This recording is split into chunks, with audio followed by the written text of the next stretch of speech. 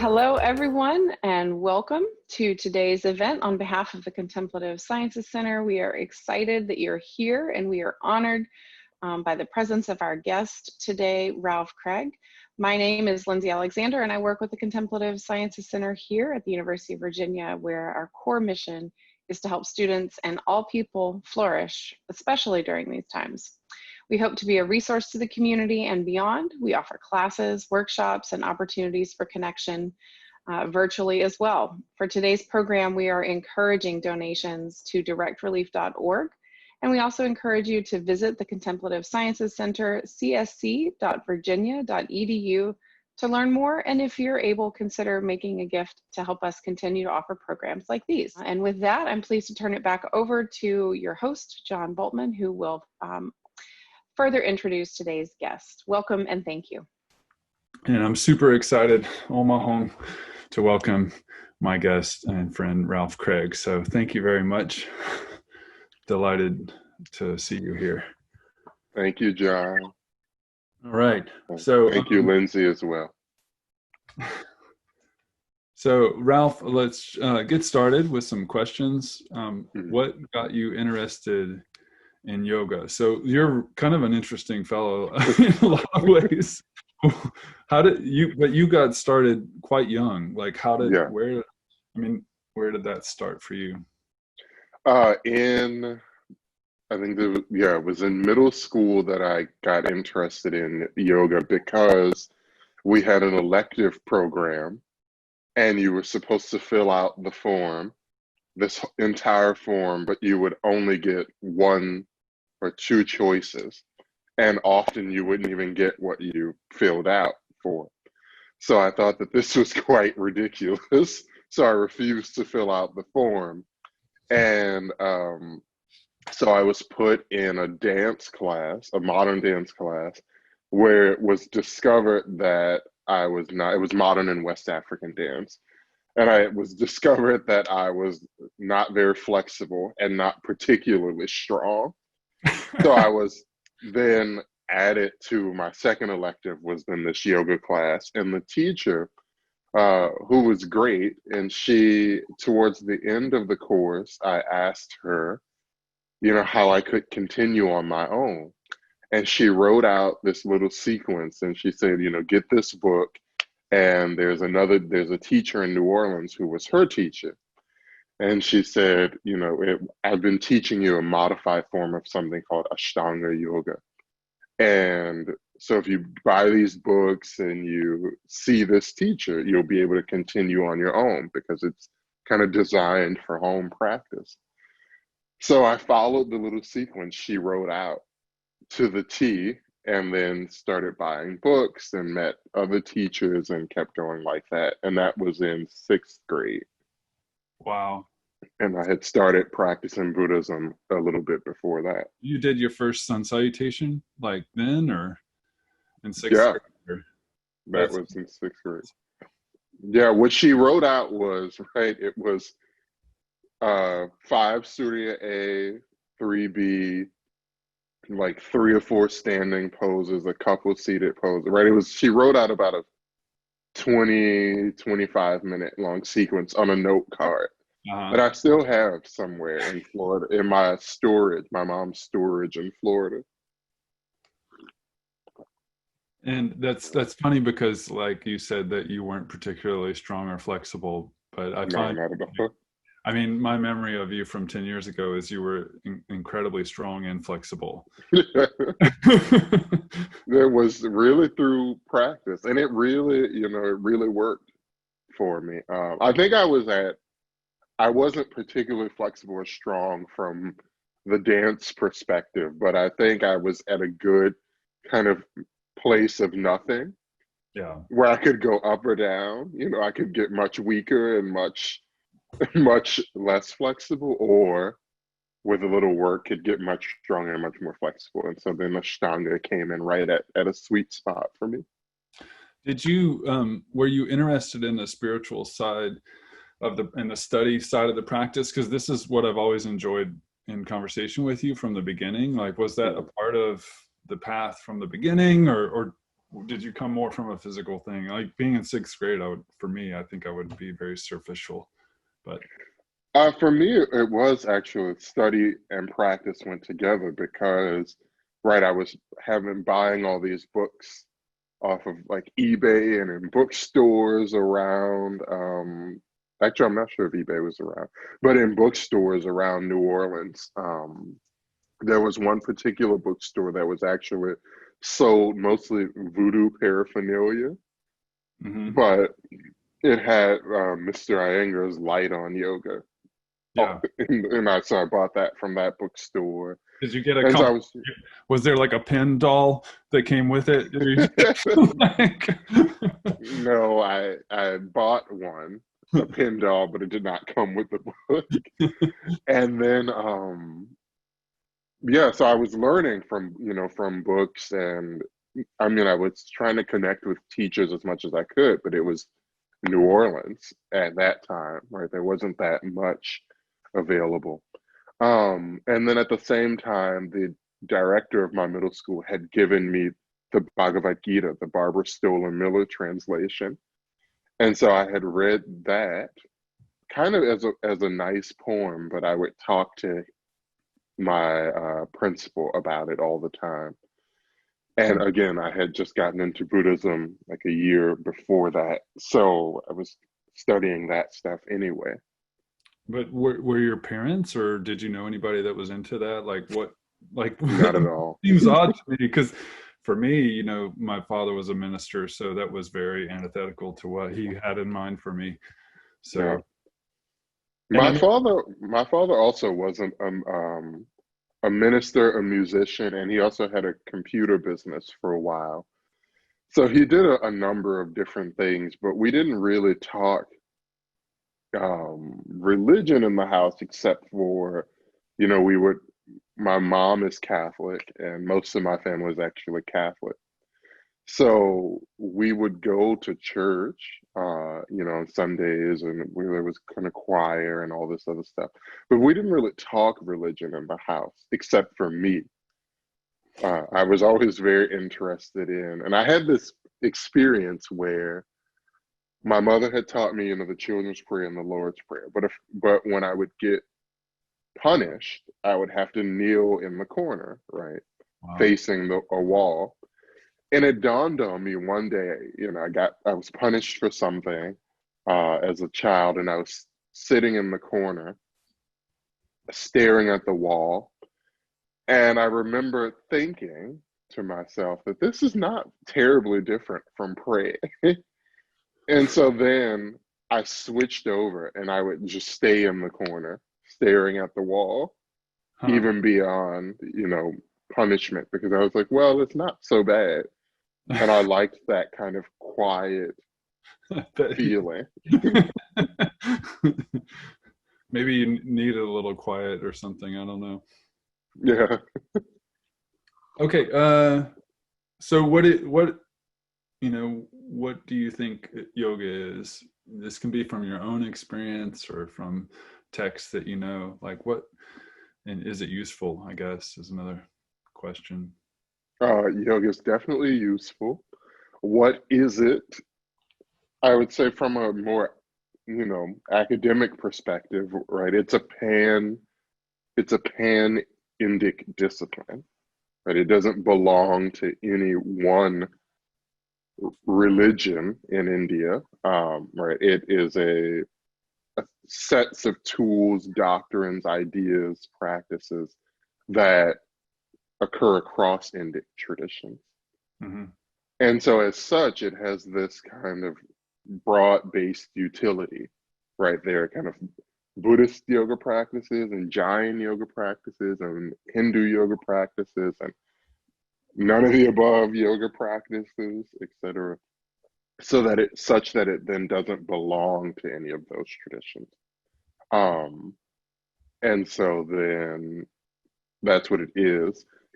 For me personally, it's the kind of center of one of the central practices of my life that keeps me going in many ways. What does that practice look like for you? So my asana practice is the Ashtanga yoga sequences. So that's comprised of first, second, and some of third, which I was doing regularly. And then that also entails pranayama and recitations, chants. And then apart from that, then I have my Buddhist practice, which I do twice a day, every day. And that's, chanting as well. Can you say more about that? I mean, I know a little bit, but I think other people don't. And like, what does it do to your mind? What sort of state does that chanting process do for you? Chanting is quite amazing. So I chant right before I do my asana practice, and then I also chant right after. And chanting before, right, sets the mood, so to speak, makes the mind quiet. And I've been doing it, right, 20 years basically. So the whole process of laying out the mat, of sitting there, reciting, kind of stilling my mind, and then practicing such that actually I don't fight with my mind anymore when I practice. When I do my asana practice, I don't have that kind of initial moment during Surya Namaskara where you're kind of fighting all of these thought patterns and things like that. Yeah. Right. That's kind of attenuated by the chanting beforehand. And then after, right, it's my Buddhist practice, right? My Buddhist practice consists of chanting twice a day. So that. What do you chant? I chant Nam Myoho Renge Kyo. Okay. And what is that? So the Buddhist practice is to chant Nam Myoho Renge Kyo and then two parts of the Lotus Sutra, right? In front of a scroll called the Gohansa, and that scroll embodies the teachings of Nichiren Daishonin as he understood. He was a 13th century monk in Japan, and it embodies the Lotus Sutra as he understood it, right? So he understood that a human being or any being has these 10 life possibilities, sometimes called the 10 realms, right? From the kind of lowest realm of suffering, which would be a hellish state, up to the experience of Buddhahood. And so how you bring that out is you embody it in a mandala, right? A scroll called the Gohansa, which has Nam Myoho Renge Kyo down the center of the scroll. And so when you chant, you face the scroll, you face Nam Myoho Renge Kyo. And that serves as a cause to kind of activate, if you will, that Nam Myoho Renge Kyo inside of you, that Buddha nature. That was Nichiren's understanding. Wow. Yeah. So first there was the word. So that becomes like part of like imbued in your thought and in mind and in action, maybe. Exactly. That's so beautiful. I think that speech is like this really nice offering that often gets a little bit like left to the side. Many people practice, action and the physical form of, of what we think yoga is, but there's also this body, speech, and mind, so to speak. Yeah. And then right after the chanting, there's these silent prayers. And that's where you express gratitude, right? For the lineage of teachers, for the practice itself, for the stuff of this world, so to speak. Right. And so Nichiren kind of pulled this phrase out of a text attributed to Nagarjuna. Whether it was actually written by Nagarjuna is beside the point, but attributed to Nagarjuna, which is that exactly, when in doubt, say Nagarjuna did it. It'll always put you in good stead. But right, that earthly desires are enlightenment. And what the phrase really means is that if you use the sufferings of daily life, right, of your life, to fuel your practice, they can become the cause to bring forth your own awakening. right? It's very similar to many tantric ideologies, right? The Yeah. ground on which you fall is the ground on which you stand, that kind of thing. And so then you give thanks, you give gratitude for those earthly desires, right? Those experiences, because they become the cause and the catalyst for you to attain awakening. Is that like Um, in Mad Max where they take the excrement and Tina Turner's like they use yes, that they for use fuel? they use the methane to fuel the town. Exactly. You use the suffering to fuel your life.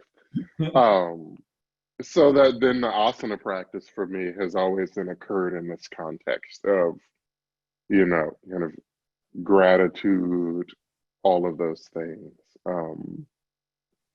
Yeah. Speaking of, and this is a topic that's very appropriate for the last beginning of time, but dealing with with systems of power, particularly ones racist systems of power. What does this Mhm, mean for us as yoga practitioners?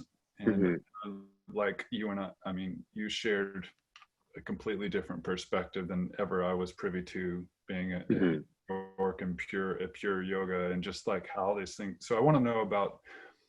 I haven't really asked you much about this, and I'm just curious what your thoughts are on how we can start to change some of these, particularly within the yoga um, mhm, place. What do we do? mhm.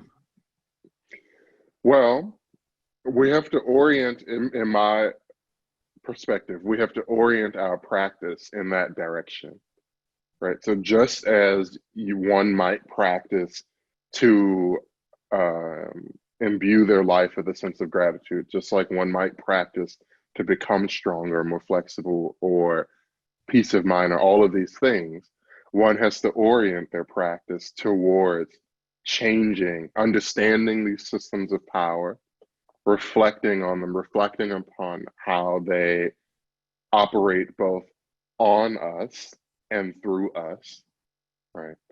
And then work from there to change those systems. Then that entails practical actions like voting or something, whatever is available to you. But that also entails understanding how you came to do the practices that you do, right? How we came to be practitioners of yoga.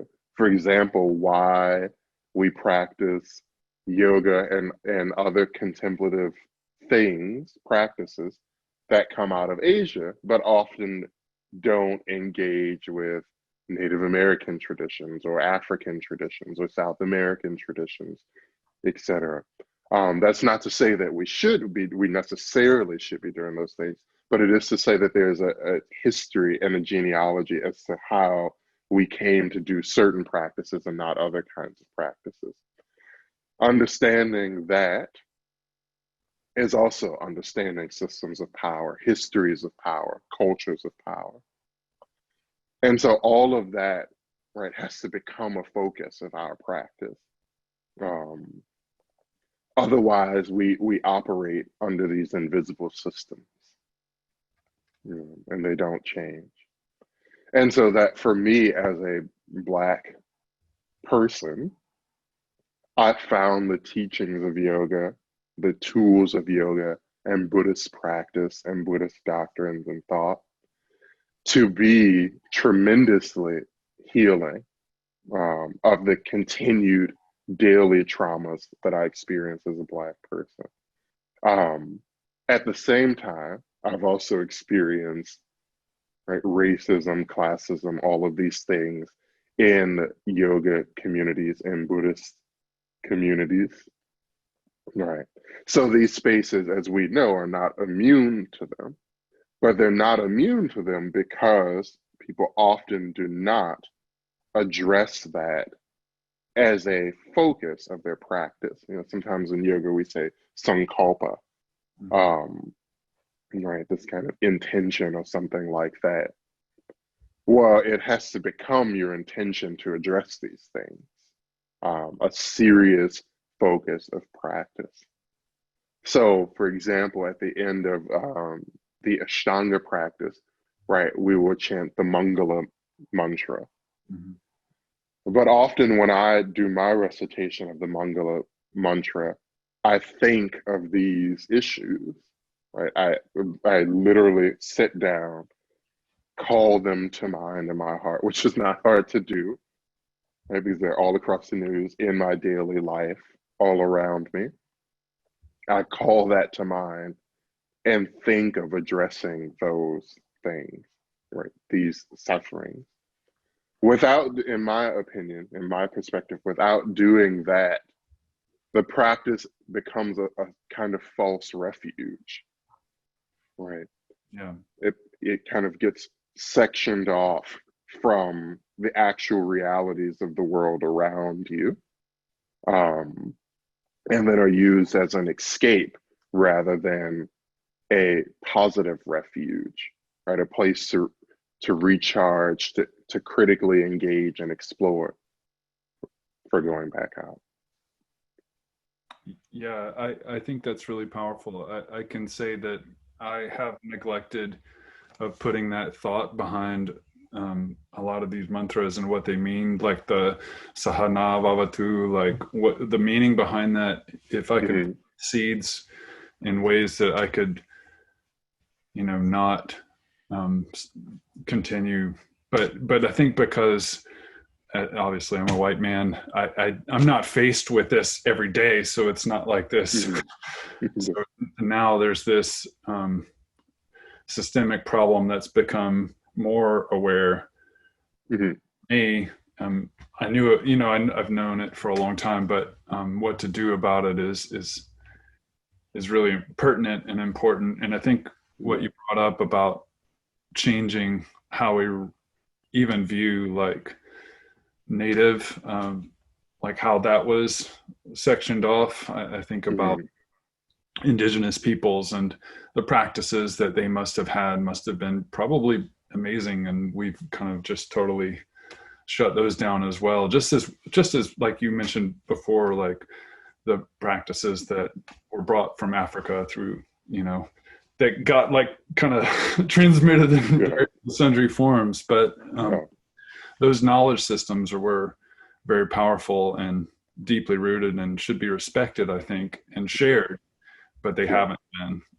So yeah, I'm glad to hear about that.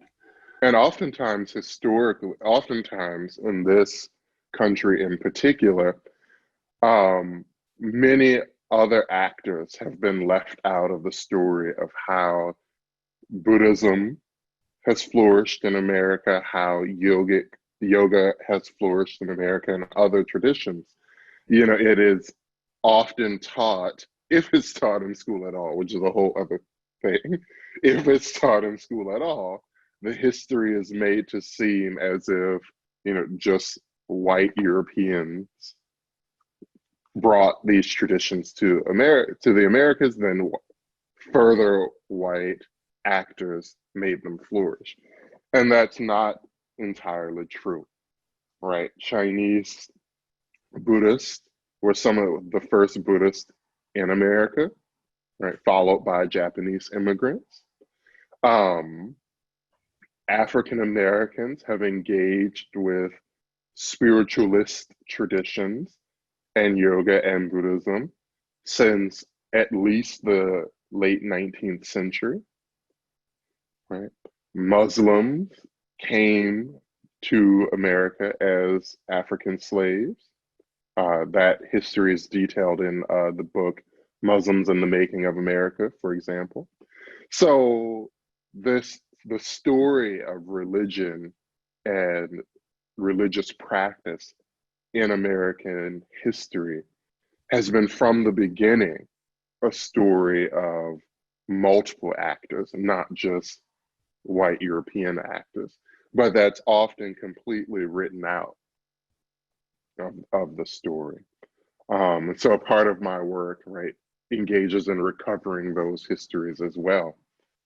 And so for myself, again, as a practitioner, but also as a scholar, somebody who studies academically, I'm always concerned about who's left out of a story, right? Why we do the practices that we do, myself included, but also who is left out when we tell the histories of these stories, right? In yoga teacher trainings, often there's this kind of a history of yoga hour or two, which is woefully insufficient, but often, right, the story is told in this kind of narrow, linear fashion when there's always, again, been this multitude of actors involved in constructing these narratives, conveying these narratives, developing these practices, etc.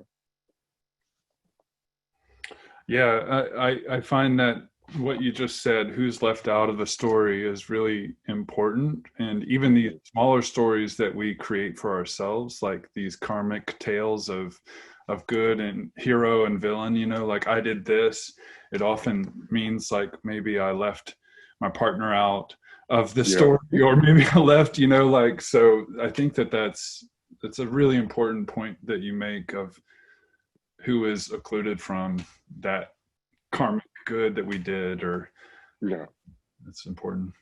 And then to use practice, sorry, we're going on about this, but to use practice, right, to conduct an investigation, right? Race, as we know it, is a constructed category that has done a tremendous amount of damage, right? Just as class is a constructed category, etc. So then to use practice to dislodge and investigate that construction, right? That work is going on, of course, academically in many spheres, also in popular literature, right? In books of various kinds, but it also then needs to happen as a practitioner, right? To investigate and deconstruct that which seems like a given, right? The political systems around us are not givens, right? They don't just happen to be there. They're constructed, they're put there, right? Race as a category doesn't just happen to occur. It's a construction. So dislodging that sedimented understanding, right? Or in maybe more in Buddhist terms, that reified understanding is a part of our work as practitioners.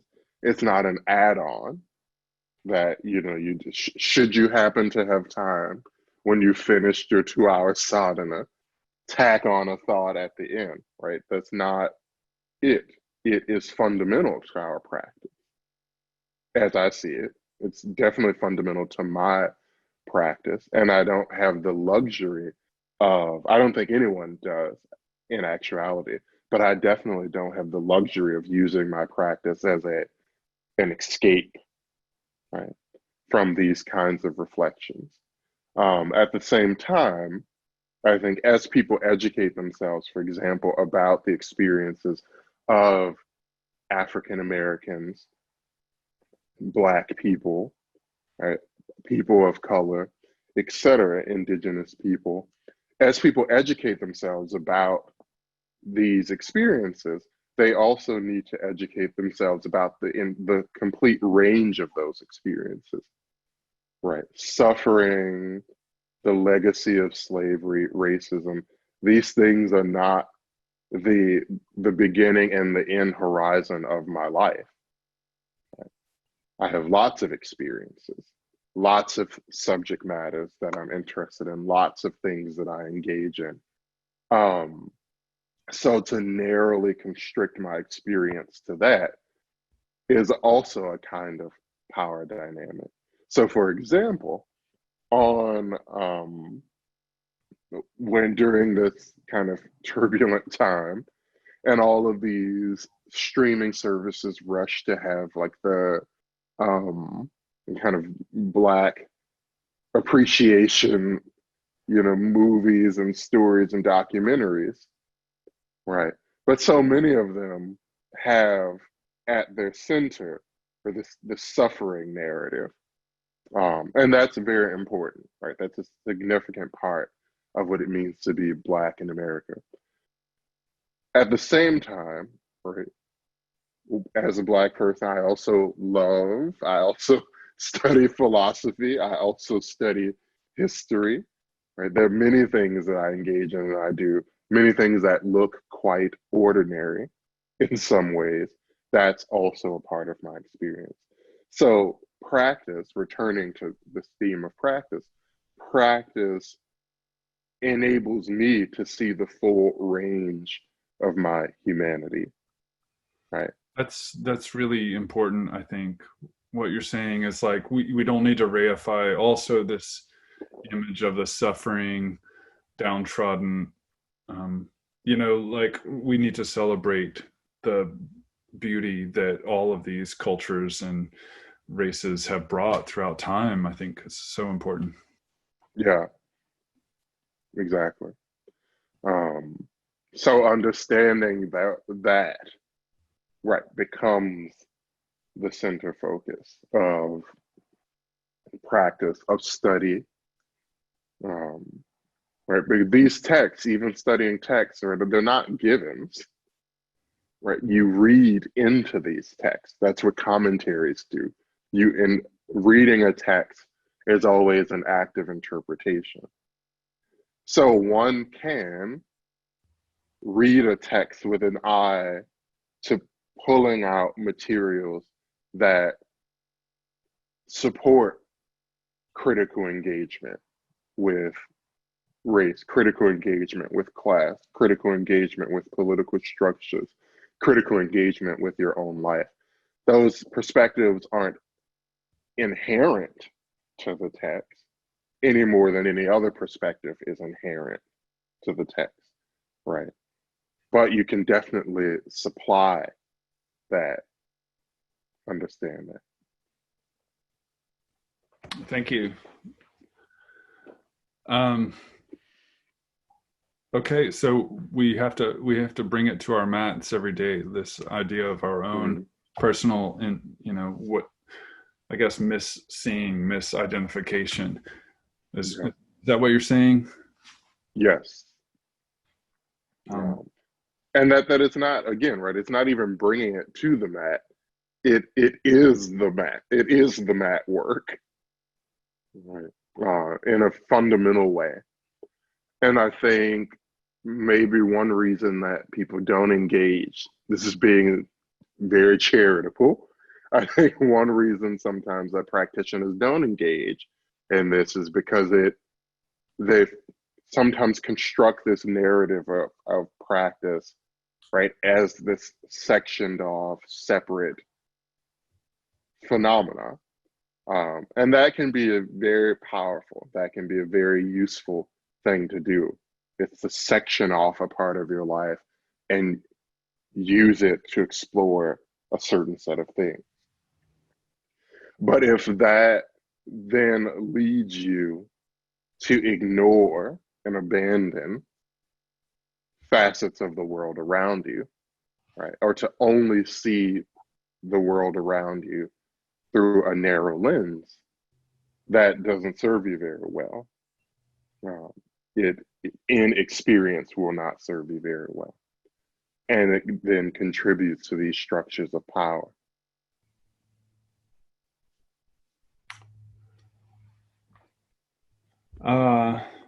Okay. That being said, I feel like if I say anything, I'm just gonna put my foot in my mouth. No. Whatever it is to say. I'm so scared. Okay, I want to know if it's okay. What I had this. I've also always had this deep appreciation for you and the way that you can, balance your practice and your study. And one thing you and I have conversed over through many years is just being able to talk about the Dharma, the teachings. I want to know, is it important to do these offerings of body, speech, and mind, which is to say, like tapas sadhyaya shvara pranidhanan, and then like the Yoga Sutra seems to indicate that we should do all three, whereas the Bhagavad Gita says that we're kind of positioned to have a natural proclivity. Like, and the Bhagavad Gita is, you know, frankly, it's kind of a classist text in a lot of ways. What it's saying, and I want to know what your thoughts are on that. Should we lean into what our nature is, or our, you know, our true form, or should we try to balance out these different offerings of these three? I think we could do both in a sense, right? I think the message of practice, right, and of you kind of gravitate towards certain things more than others, but then that becomes the lens through which you do other things, right? So if you have a predisposition towards, you know, action and kind of karma yoga and like that type of things, that doesn't mean everything else then just falls by the wayside. That then means that becomes the prism through which you engage, right?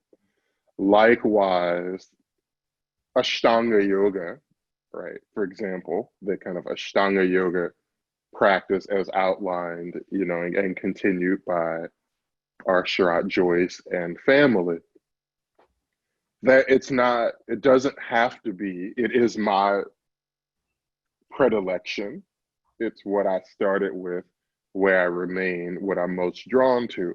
But then that is the lens through which I do many other practices, right? Gets filtered into that practice for me.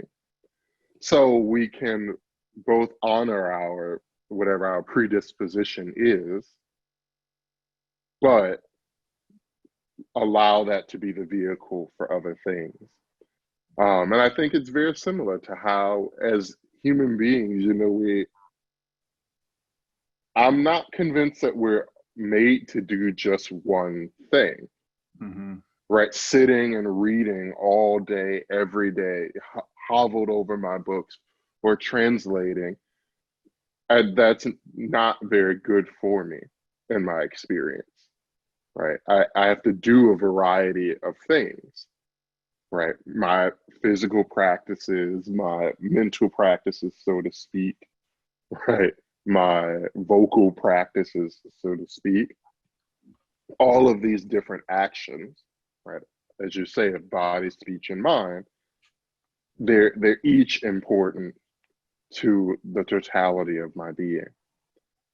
Absolutely agree, but I often find people, when they get into an academic setting, they're kind of boxed into this, like, oh, you're now the jnani, you're going to study, and the only thing that you can do is just, you know, translate texts. And so that's why I appreciate you keeping a practice. And you mentioned that you're maybe, and I don't know if this is true, is it because your practice is a little different than what you study that you're able to keep it going? Like, it's not like under critical analysis that you're, or it's under a different, maybe not an analysis, but you're letting your mind rest in that place of practice versus like you're diving into all of the Well, I think one thing that practice does is it can enable you, right? I think in academia and studying, and right, just like any job, it can be all consuming. You know, and especially because, right, I can always be reading something, I can always be translating something. It's not really 9 to 5 that I can turn it on and turn it off. Just sitting here right now, every time I look up from my computer screen, I see my bookshelves and I say, oh, I really should read that book. I really should. And then when I look over here, right, all of the text that I'm currently translating is on the table and materials, and I think, oh, I should be doing that as well. So you never really turn it off. So I totally understand that for many scholars, it can just become this kind of all-consuming mental activity, but you have to fight that. You have to break out of it, in my experience, because at a certain point, I'm convinced that you don't do your best work when you are not able to step away from it. Because often it's very consistent with practice. Actually, I've observed that during practice, not much happens. I do practice, my mind, gets still, certain things occur to me, but it's really after practice that the effects take root. And so then, I hear when that. I was intensively studying the Yoga Sutra, and of course I still study it, and it's a kind of never-ending study. But when I had an intensive period of kind of memorizing it and really studying it, nothing would happen, of course, during practice or while I was actually reading it and memorizing it. But I would be walking the streets of New York, on my way to the studio or leaving the studio, and then things would occur to me, or I would see something and I would say, "Oh, that's similar to this concept," etc. Right? So it's getting away and doing something else that allows the fruits to come forward. So for me, practice is central to my life as a scholar. Mm. But you're right. I don't, right? It's not like I'm sitting at Stanford studying Ashtanga yoga. So practice is a break from what I'm normally doing. Yeah.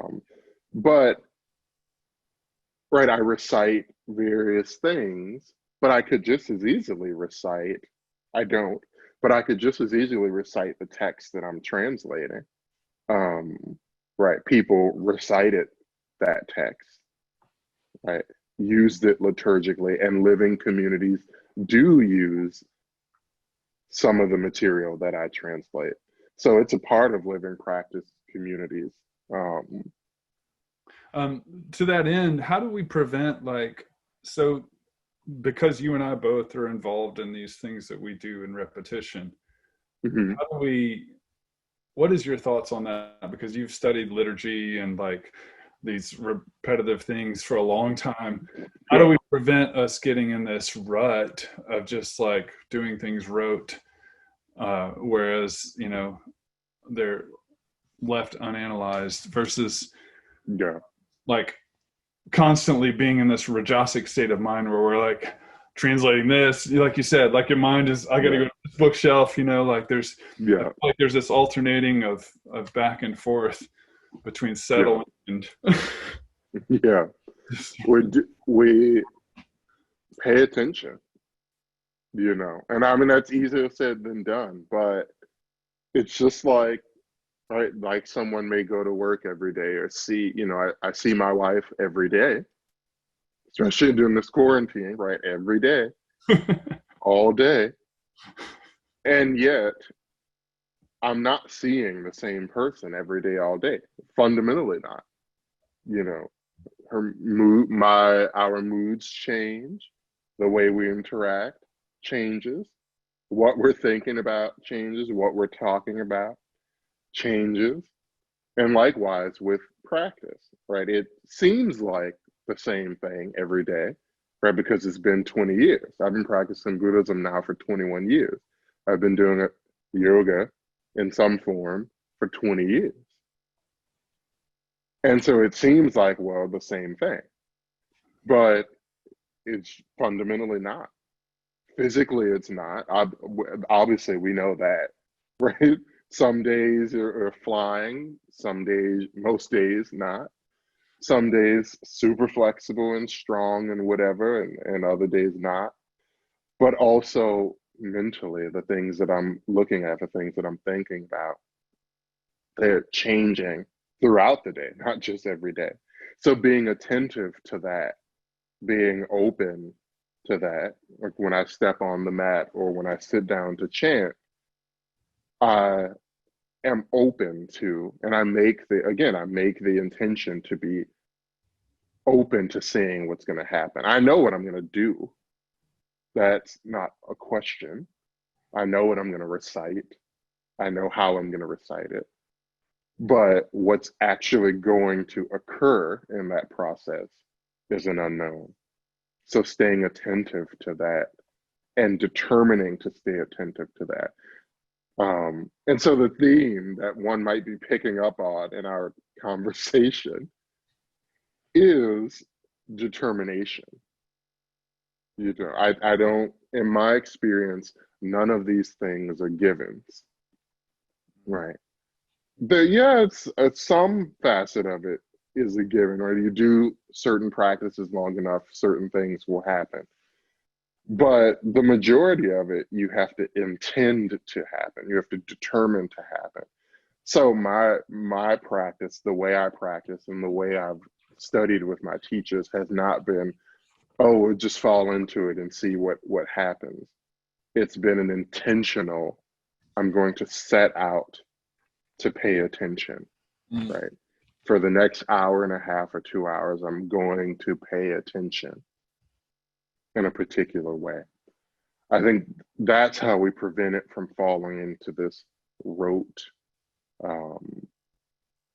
this kind of rote practice. And I think many people have that experience in different ways.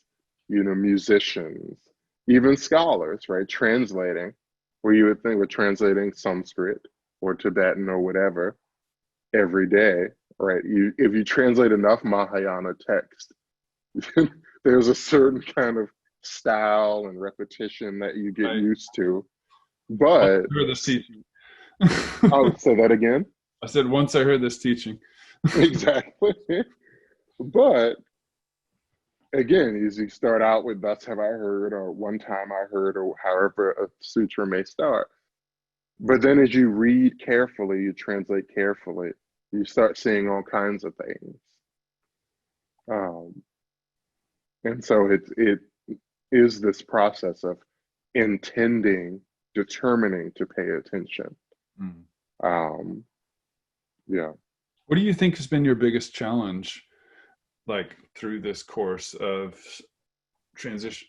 I mean, I won't say you transitioned into academia, because I always felt like you were like a sadhaka and academic, like kind of both. But just to see you like go and through this course, you know, of getting, you know, finishing your degree and now you're at Stanford. What do you think is your biggest challenge?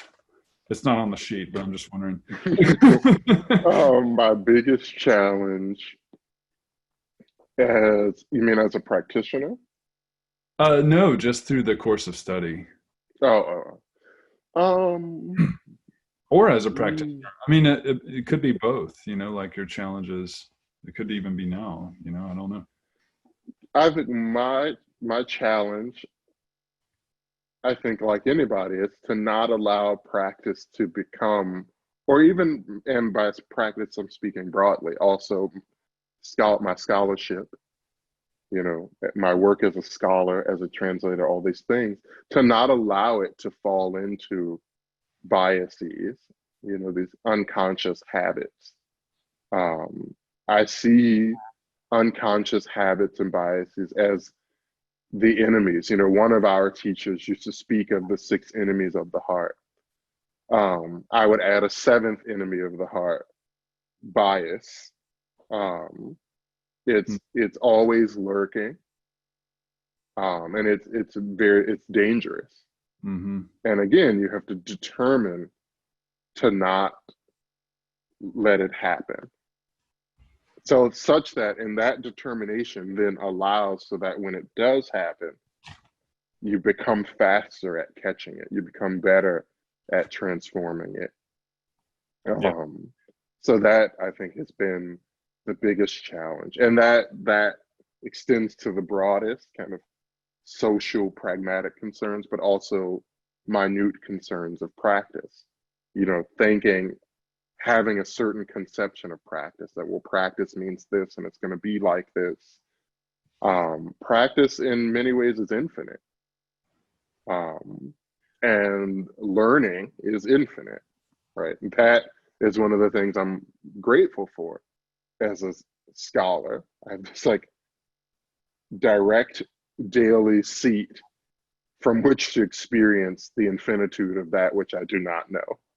Do you think it's necessary, Ralph, to have a outer teacher to kind of help you eradicate that bias? Yes. Because for me, like most mornings, and this is like almost 20 years now too of practice, I'm like, I'm not sure if I can do this. And then I remember that my teacher like has some sort of weird, crazy thought where he thinks he's just like, all right, we'll just try it, you stupid. And then I prove myself wrong on so many fronts that I just kind of wear that down to where I'm just like, I don't know anymore, like. Yeah, I think a mentor is necessary. You can't do it without. I mean, you can learn lots of things from books, and sure, but there's that living connection is necessary. One teacher, the kind of mentor of one of my mentors, Jose Toda, once used the analogy, was a Buddhist figure in Japan. He once used the analogy that people are like potatoes in a sack, right? And they have to rub against each other to clean each other off. Encounter with the other, so to speak, is necessary. Otherwise, in my mind, I'm always right. Everything that I think is right. Every idea that I have is great. Everything that I write is great. When it's just me, it's sending out my writing to other scholars, for example, like peer-reviewed journals. That's how you find out what you missed, what you need to change. It's working with the teachers, how you find out certain ideas that you hold. They may not necessarily be wrong. There's just another way of thinking about it that can enhance what you're doing. So in my experience, a teacher, a mentor is, or just a potato. Central. Exactly, or just a potato. Otherwise, again, you fall into those habits and those biases. And your teacher may also be biased and also have their own habits. So it's not a process that lacks critical discernment. Your teacher is not inherently right or something like that. It's not about that, right? It's about hearing the depth of another perspective.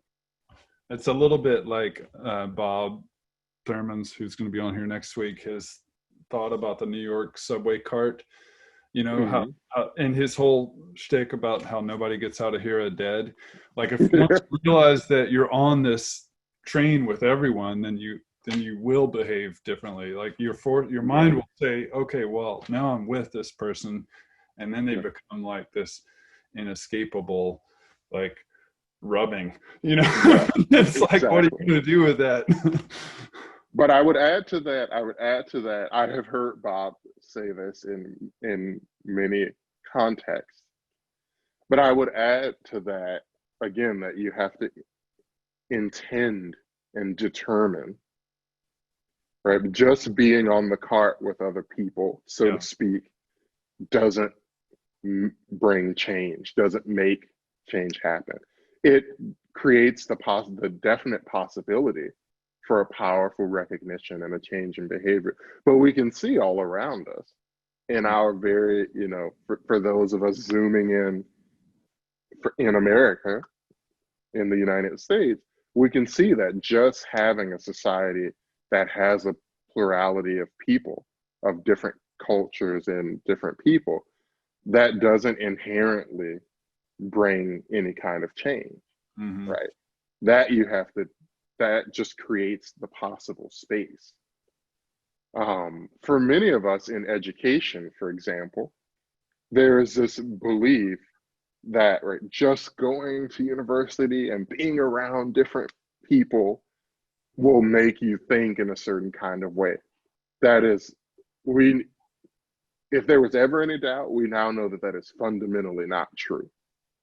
It definitely is better than nothing, right? It's definitely, if you grew up in some kind of environment that was insular, right?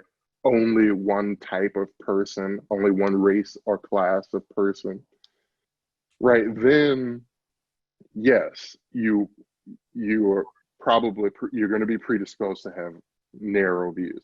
And so getting into a context where you can encounter different people is a positive thing. But the next step is to then intend to use that encounter, determined to use that encounter to actually transform. I say that because I think many practitioners that I have encountered, and by practitioners, again, I'm speaking broadly, I'm also speaking of scholars, etc. This belief that just encountering the other, just being on the cart, so to speak, with others will make you think differently and practice differently. It's just not true. It continues to show itself to be not true. So you're telling us to take action. Exactly. To intend to take, to determine, just as you determine, right? Just as you determine to do other things, just as you determine to get a job or do whatever it is you need to do, determine to be a person that uses their encounters to become better, right? We're getting close to time, but I wanted you to just quickly tell us about what you're working on. Yes. If you can, maybe just a few minutes to describe. So right now, my research is in two separate spheres. I am writing a religious biography of Tina Turner, who is a longtime Buddhist, right? She's been practicing Buddhism for almost 50 years. And so I'm doing research related to Tina Turner's life and religiosity. Separate from that, I'm working to translate and edit a Tibetan text for which we have an earlier Chinese translation and Sanskrit fragments for. So I'm working with a team right now that's translating that text, editing that text. And so that takes up the majority of my time. And then I'm also, again, writing this Tina Turner biography. That's awesome. I'm super excited. Okay, so we're going to open the chat room soon. One person already asked, what are the 6 enemies of the heart? They're asking you. So I'll let you start with that. They're asking, I'm sorry, say that again. What are the 6 enemies of the heart that you referred, that our teacher, I assume you're saying like karma, krodha, lobha, matsarya, all of those. Oh yeah.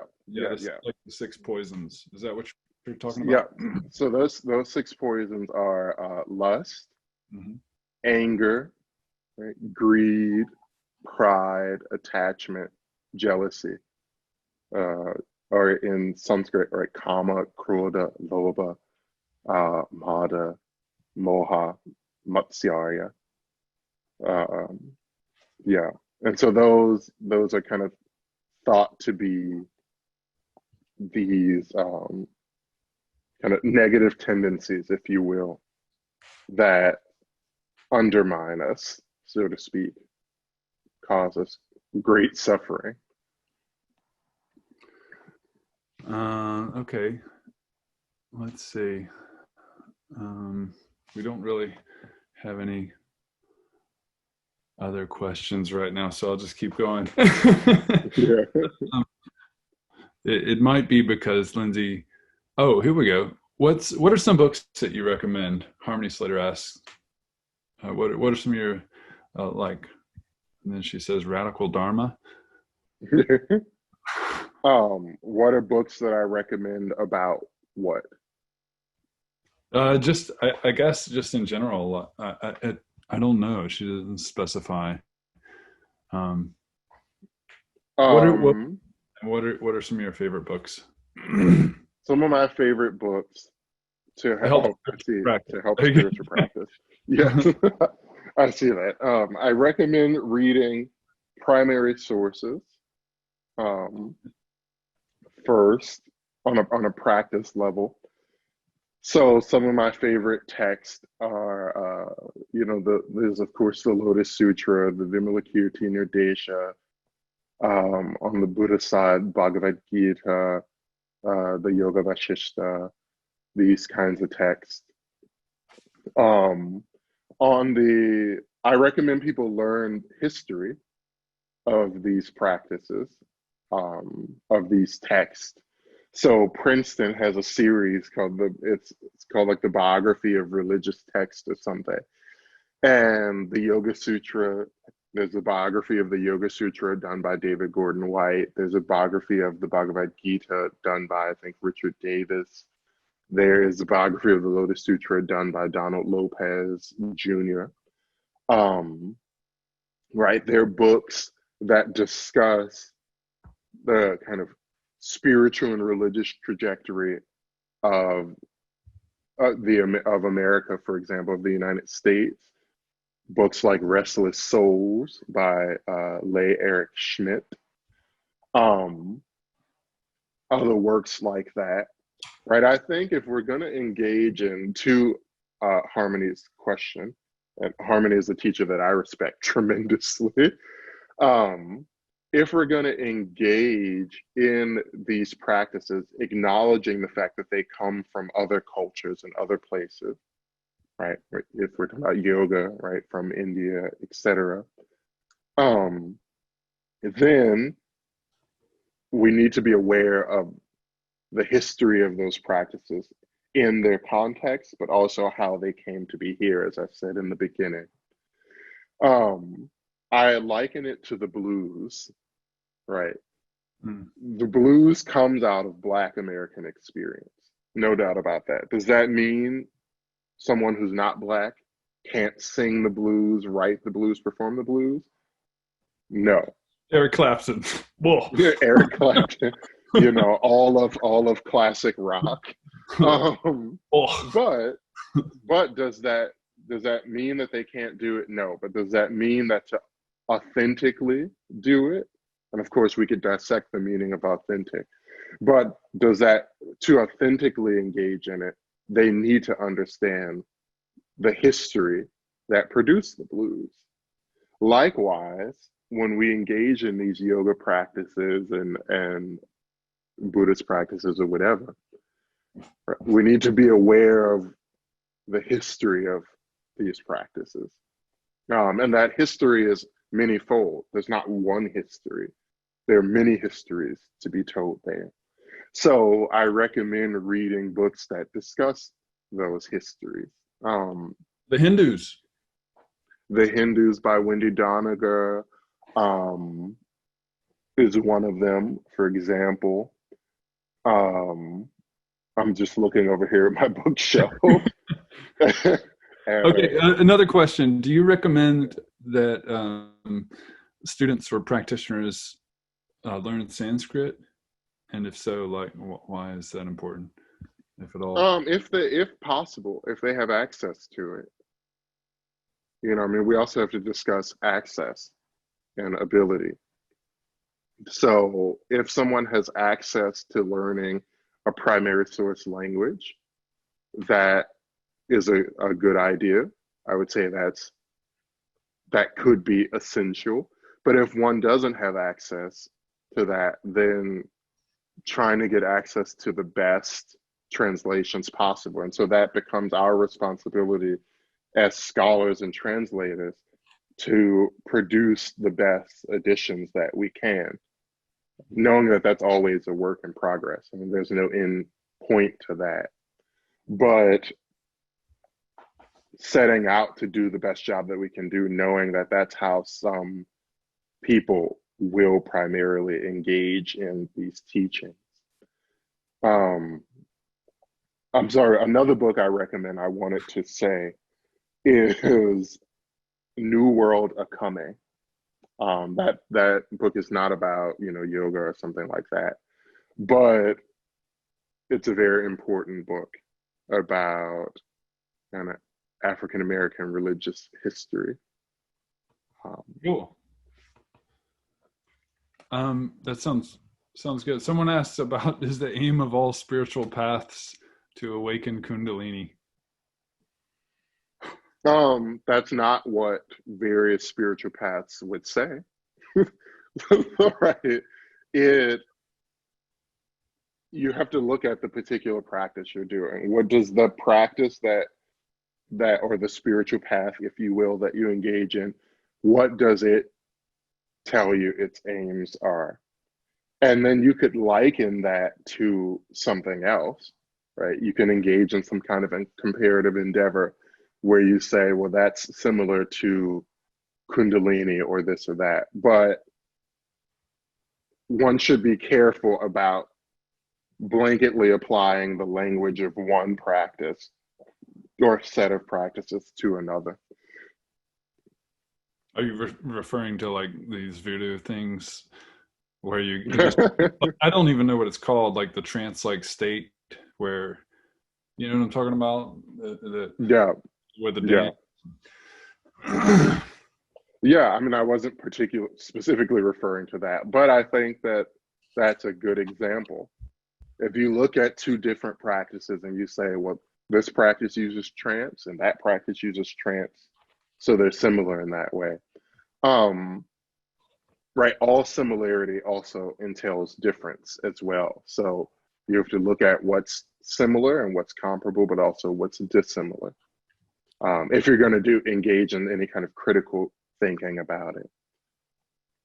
We'll take one more question. Harmony asks again, do you think traveling and visiting cultures as they are, like India or China or Tibet, helps to inform practitioners' understanding to these practices? Yes. Is it kind of like, this pilgrimage, is that an important facet, do you think? Yes. Visiting other cultures, other places, in various capacities. Sometimes you're a tourist seeking to learn more. Sometimes you might go to learn, study yoga, for example, in India or something like that. I think that is an inherently worthwhile endeavors. But again, I would say, just as I said earlier, if you're doing it to understand or have a deeper understanding or to transform, you have to intend and determine for that to happen. It is not a given. Just going to, Mysore, India, Mysuru, and studying yoga is not going to transform you. Just going to Japan, the form of Buddhism I practice is from Japan. Just going to Japan is not going to inherently change your view of something. You have to determine to change your view, determine to study, determine to learn, if you have access to doing that. But we also then need to think about the fact that, and this is a conversation that's happening all across yoga communities, at least the ones that I know of, right? Who has access to these things and who has not? So if we say, well, then you have to go on pilgrimage or you have to go somewhere, then what does that say for people who can't do that, who don't have the resources to do that, right? So we also have to be aware of that, and work to change that. And that, again, is a part of our practice, or at least in my opinion, it should be a part of our practice. Thank you so much, Ralph. I think we're going to have to cut it short here. But I just want to thank you so much for teaching me and sharing and giving us this energizing conversation as you often do. And then, of course, I want to just remind everybody to, we're giving donations to directrelief.org. So please, if you're able, feel free to donate a little bit if you found any or found this conversation enjoyable. And I want to say also, oh, sorry. Okay, go ahead. We also want to encourage you to visit the Contemplative Sciences Center website. So there'll be more events coming, and the more you're able to communicate with us, the more we'll be able to continue these programs that are going on. Be sure to join us next Friday for our conversation with Robert Thurman. And thank you again, Ralph. Thanks, John. Yeah. And thank you to everyone. I just wanted to say to John, thank you for having me on. Thank you to everybody who asked questions. John and I go way back. Yes. And though I was hesitant to do this, it's been great to reconnect with John and kind of continue our journey together as practitioners and brothers. And then thank you to everyone who makes this possible, right? Without an audience, it's not really. Yeah. We can be our own audience very often. Exactly. Well, I look forward to meeting you, hopefully in person again someday, and wish you all the best out there at Stanford. So thank you guys, and y'all have a wonderful weekend. All right, take care.